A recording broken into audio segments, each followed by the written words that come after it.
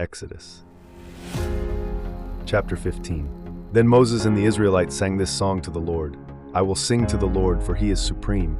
He has thrown the horses and their riders into the sea. The Lord gives me strength. He is the theme of my song. He saves me. He is my God, and I will praise him. He is my father's God, and I will honor him. The Lord is like a warrior.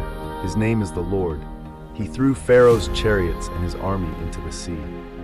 Pharaoh's best officers were drowned in the Red Sea. The flooding water covered them. They dropped down into the depths like a stone. Your power, Lord, is truly amazing. Your power, Lord, crushed the enemy. By your majestic power, you destroyed those who opposed you. Your anger blazed out and burned them up like stubble. You blew and the sea piled up. The waves stood straight like a wall. The depths of the ocean turned solid. The enemy bragged, I will chase them and catch up with them. I will divide the plunder. I will eat them alive. I will swing my sword. By my hand I will destroy them. But you blew with your breath, and the sea swept over them. They sank down like lead in the swirling waters. Who is like you among the gods, Lord? Who is like you, glorious in holiness, awesome in wonder, doing miracles? You acted, and the earth swallowed the Egyptians. You led the people you saved with your trustworthy love. You will guide them in your strength to your holy home. The nations will hear what has happened and will shake with fear. The people who live in Philistia will experience agonizing distress. The Edomite chiefs will be terrified. The Moabite leaders will tremble. The people living in Canaan will melt away in panic. Terror and fright will fall on them. Lord, because of your great power, they will be as still as stone until your people pass by. Until the people you bought pass by.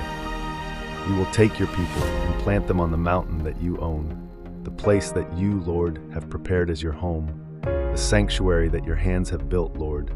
The Lord will reign forever and ever. When Pharaoh's horses, chariots, and horsemen went into the sea, the Lord brought the water rushing back over them. But the Israelites walked through the sea on dry ground. Miriam the prophet, Aaron's sister, picked up a tambourine, and all the women followed her dancing and playing tambourines. Miriam sang to them, Sing to the Lord, for he is supreme.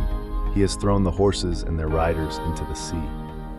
Then Moses led Israel away from the Red Sea and into the desert of Shur. For 3 days they walked in the desert but couldn't find any water. When they arrived at Marah, the water there was too bitter to drink. That's why the place is called Marah. So the people complained to Moses, asking, What are we going to drink?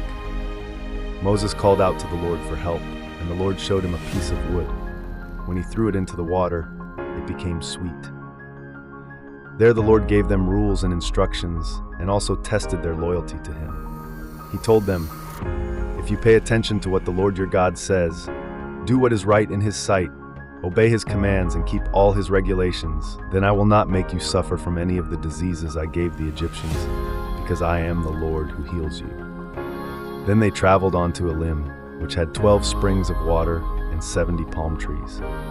They set up camp there beside the water.